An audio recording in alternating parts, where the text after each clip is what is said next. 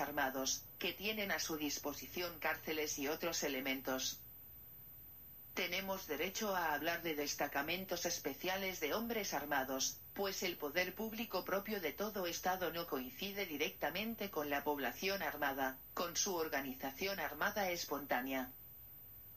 Como todos los grandes pensadores revolucionarios, Engels se esfuerza en dirigir la atención de los obreros conscientes precisamente hacia aquello que el filisteísmo dominante considera como lo menos digno de atención, como lo más habitual, santificado por prejuicios no ya sólidos, sino podríamos decir que petrificados. El ejército permanente y la policía son los instrumentos fundamentales de la fuerza del poder del Estado.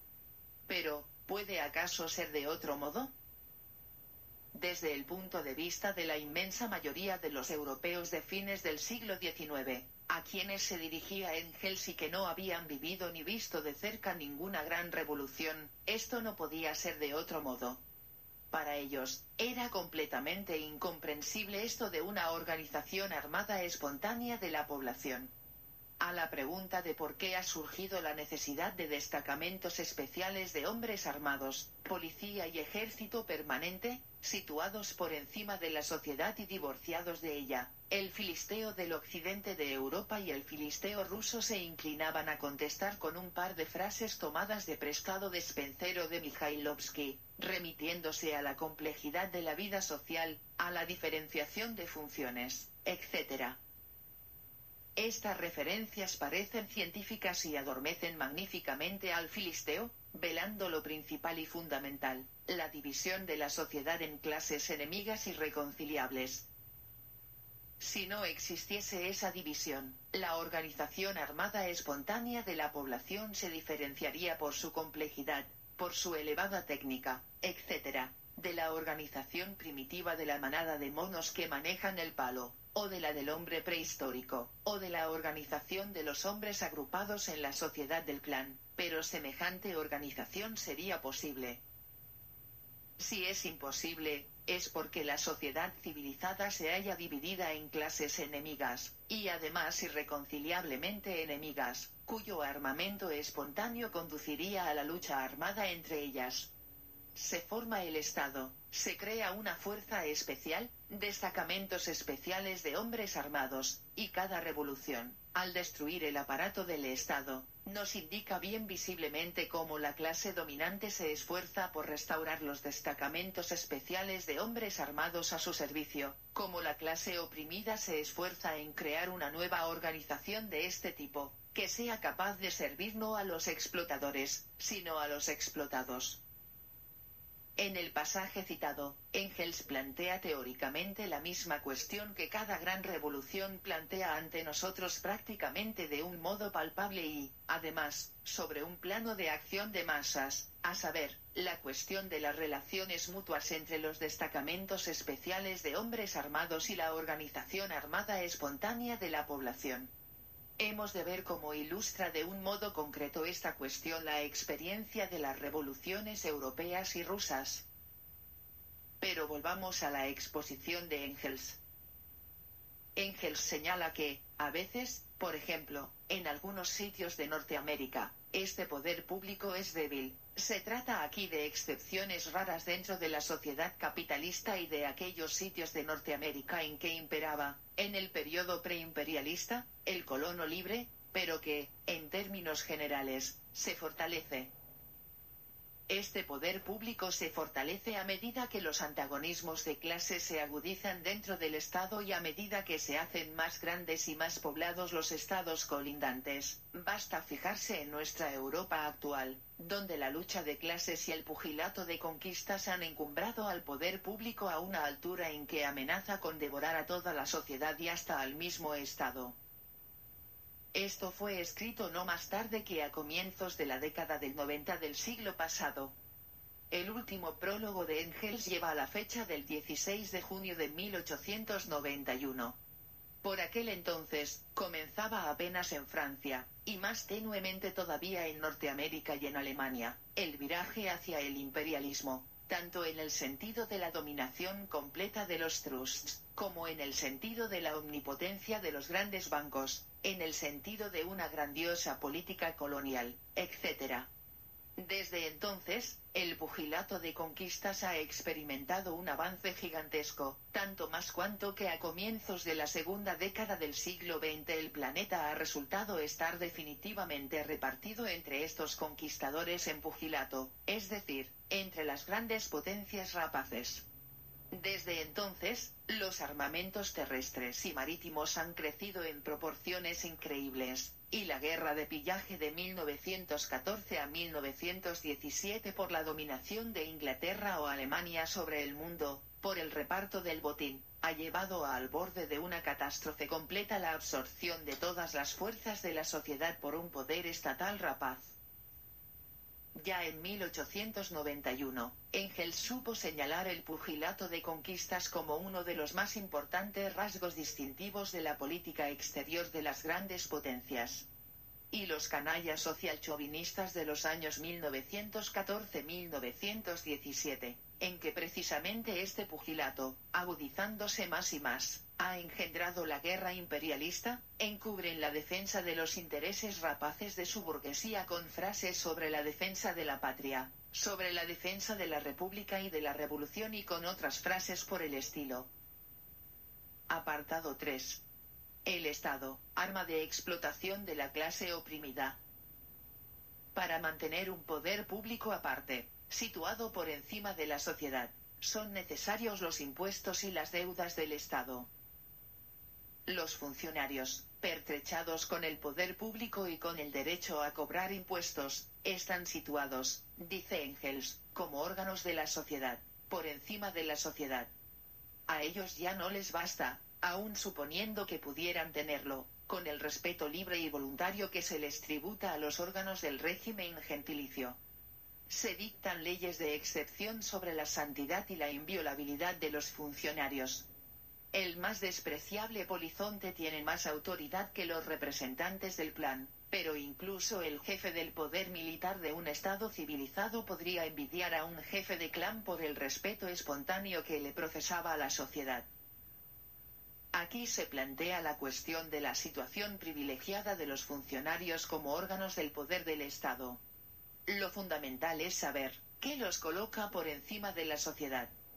Veamos cómo esta cuestión teórica fue resuelta prácticamente por la Comuna de París en 1871 y cómo la esfumó reaccionariamente Kautsky en 1912.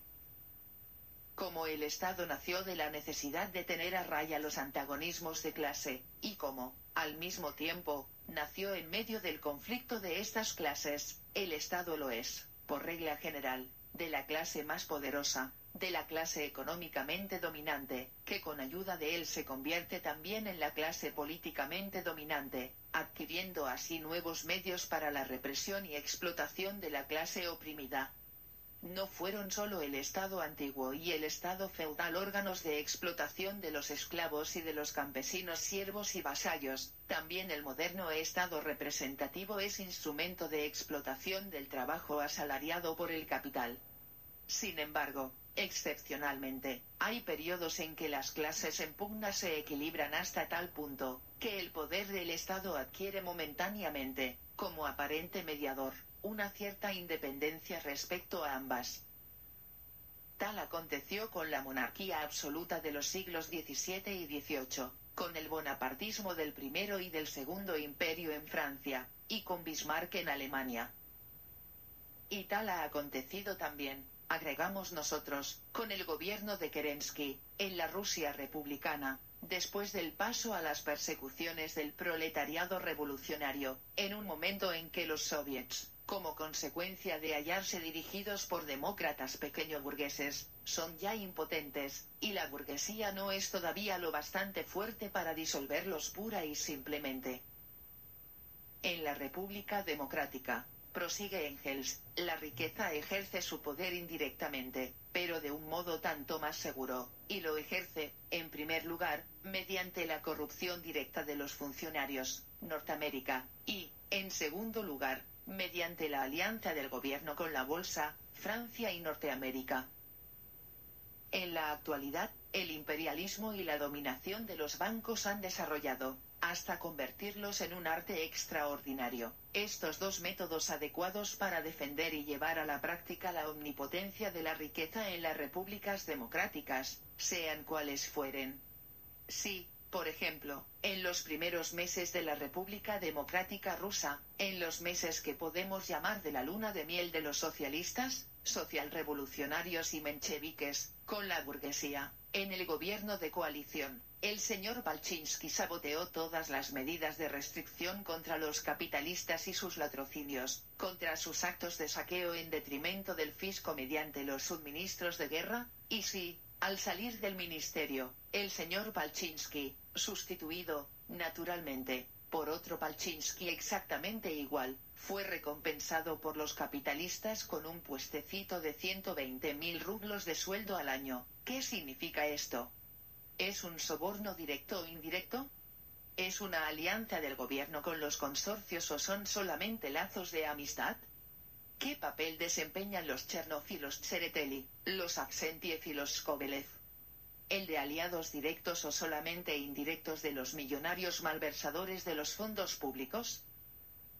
La omnipotencia de la riqueza es más segura en las repúblicas democráticas, porque no depende de la mala envoltura política del capitalismo. La República Democrática es la mejor envoltura política de que puede revestirse el capitalismo, y por lo tanto el capital, al dominar, a través de los Balchinsky, los Chernov, los Tsereteli y compañía, esta envoltura, que es la mejor de todas, cimenta su poder de un modo tan seguro, tan firme, que ningún cambio de personas, ni de instituciones, ni de partidos, dentro de la República Democrática burguesa, hace vacilar este poder. Hay que advertir, además, que Engels, con la mayor precisión, llama al sufragio universal arma de dominación de la burguesía. El sufragio universal, dice Engels, sacando evidentemente las enseñanzas de la larga experiencia de la socialdemocracia alemana, es el índice que sirve para medir la madurez de la clase obrera. No puede ser más ni será nunca más, en el estado actual.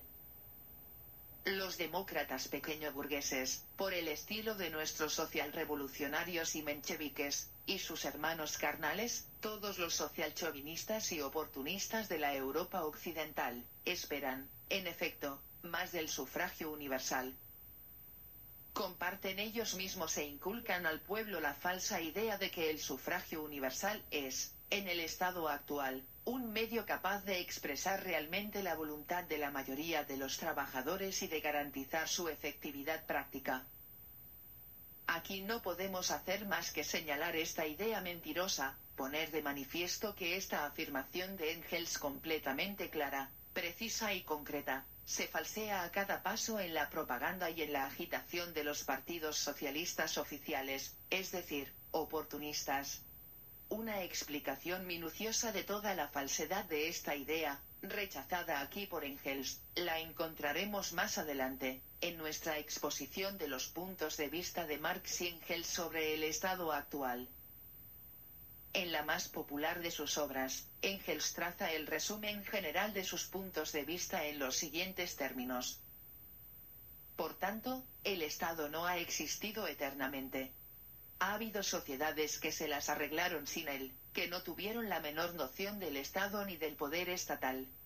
Al llegar a una determinada fase del desarrollo económico, que estaba ligada necesariamente a la división de la sociedad en clases, esta división hizo que el Estado se convirtiese en una necesidad. Ahora nos acercamos con paso veloz a una fase de desarrollo de la producción en que la existencia de estas clases no solo deja de ser una necesidad, sino que se convierte en un obstáculo directo para la producción. Las clases desaparecerán de un modo tan inevitable como surgieron en su día. Con la desaparición de las clases, desaparecerá inevitablemente el Estado. La sociedad, reorganizando de un modo nuevo la producción sobre la base de una asociación libre e igual de productores, enviará toda la máquina del Estado al lugar que entonces le ha de corresponder, al Museo de Antigüedades, junto a la rueca y al hacha de bronce. No se encuentra con frecuencia esta cita en las obras de propaganda y agitación de la socialdemocracia contemporánea. Pero incluso cuando nos encontramos con ella es, casi siempre,